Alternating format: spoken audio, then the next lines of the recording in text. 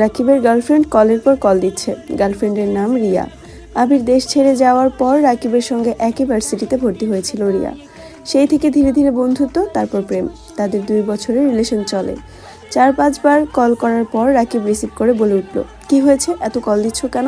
জানো না আমি এই সময় অফিসে থাকি। রিয়ার গলা দিয়ে কথা বের হচ্ছে না। কোনো রকমে বলল, আমাকে একটা ইনহেলার আর কিছু ওষুধ কিনে দিয়ে যেতে পারবে? রাকিব এবার চিন্তিত স্বরে বলল, কি হয়েছে তোমার? আজকে দুপুর পর্যন্ত বাসায় টুকিটাকি কাজ করেছিলাম, বিকেল থেকেই শ্বাসকষ্ট হচ্ছে, আস্তে আস্তে বাড়তেছে মনে হচ্ছে। রাকিব কণ্ঠ ভারী করে বলল, তুমি জানো তোমার ডাস্ট অ্যালার্জি, তারপরও কেন কাজ করতে যাও? আমি এসে কল দিচ্ছি, সাবধানে থেকো, বাই। রাকিব আবিরের কেবিনের সামনে দাঁড়িয়ে বলল, তুই বাসায় কখন যাবি? আবির ল্যাপটপের দিকে তাকিয়ে উত্তর দিল, একটু দেরি হবে। কেন? রাকিব বলল, রিয়া অসুস্থ, ওষুধ নিয়ে যেতে হবে। আমি কি চলে যাব? আবির চোখ তুলে চেয়ে বলল, সিরিয়াস কিছু? রাকিব মৃদু হেসে উত্তর দিল, না না, তেমন না, ওর তো সেই একটাই সমস্যা। আবির স্বাভাবিক কণ্ঠে জানালো, ঠিক আছে তুই যা, কোনো সমস্যা হলে জানাইস। রাকিব হাসি মুখে বলল, তুই কাজ শেষ করে তাড়াতাড়ি বাড়ি চলে যাস। আবির মাথা নিচু করে চুপচাপ কাজে মনোযোগ দিল। অন্যদিকে মেঘকে পড়াতে জান্নাত আপু এসেছেন। মেঘের মনের বিরুদ্ধে বাধ্য হয়ে পড়তে বসেছে। জান্নাত আপু কি পড়াচ্ছেন তাতে মেঘের কোনো মনোযোগ নেই। একরাশ বিরক্তি নিয়ে শব্দহীন বসে আছে। জান্নাত আপুর দিকে তাকিয়ে দেখলো একবার। খুবই সাদামাটা একটা মেয়ে, গায়ের রং ধবধবে সাদা না হলেও চেহারায় অন্যরকম সৌন্দর্য আছে। বোরখা পরা, সাথে সুন্দর করে হিজাব দিয়েছেন। মেঘ মনে মনে ভাবছে, আমি কি উনার মতো সুন্দরী না? আমি কি আপনার ভালোবাসা পেতে পারতাম না আবির ভাই? পরদিন নাস্তার টেবিলে প্রত্যেকে উপস্থিত, শুধু আবির ব্যতীত।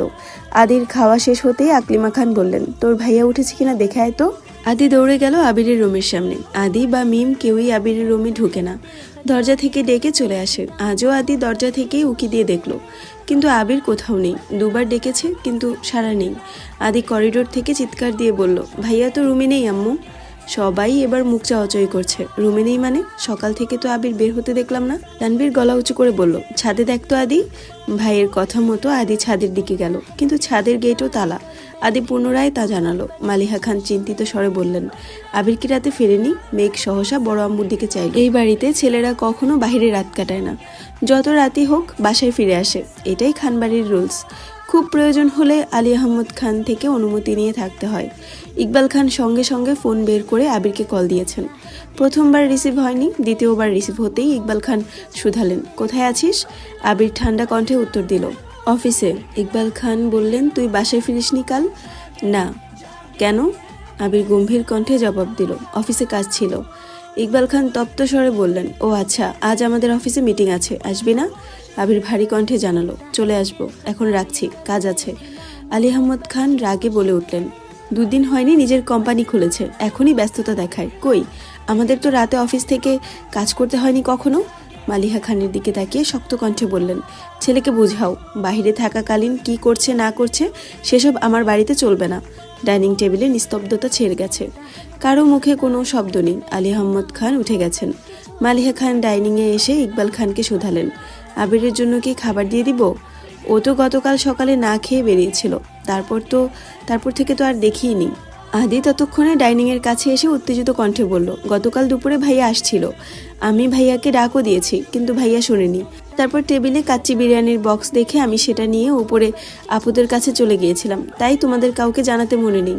আদির কথা শুনে মেঘ বিড়বিড় করে বলল, কাচ্চি বিরিয়ানি আবির ভাই আনছিল? আগে জানলে ওনার আনা কোনো খাবারই খাইতাম না। নিজের ইচ্ছে মতো মারবেন, ঝাড়বেন, আবার মন চাইলে খাবার এনে খাওয়াবেন, আর আমি সব ভুলে যাব? এমন মেয়ে আমি না। ইকবাল খান বললেন, বড় ভাবি আপনি খাবার দিয়ে দেন, আবির অফিসে আসলে খেয়ে যাবেনে। রাত 10টার দিকে আবির বাসায় ফিরেছে। ততক্ষণে 3 কর্তী ব্যতীত সকলের খাওয়া শেষ। আবির ফ্রেশ হয়ে মা কাকিয়াদের সাথে খেতে বসেছে। এই যে মা, মামুনি আর কাকিয়া এত এত প্রশ্ন করছে, আবির নিশারায় সব শুনছে, কোনো উত্তর দিচ্ছে না। কোনো রকমে খাওয়া শেষ করে রুমে চলে এসেছে। সময় চলছে নিজস্ব গতিতে। মাঝখানে কেটে গেল 10 দিন। আবির আর মেঘের দেখা হলেও কেউ কারোর সাথে কথা বলে না। আবির খাবার টেবিলে একসাথে বসলেও মেঘের দিকে একবারের জন্য তাকায় না। মেঘ ঠিকই 2-1 বার তাকিয়ে দেখে, কিন্তু আবির যেন নিজেকে শক্ত আবরণে ঢেকে রেখেছে। বুকের ওপর পাথর চাপা দিয়ে দিন কাটাচ্ছে। আবির যতক্ষণ বাসায় থাকে ততক্ষণ নিজের রুম দরজা বন্ধ করে রাখে। মেঘও নিজের মতো খাইতেছে, মিম আর আদির সাথে আড্ডা দিচ্ছে।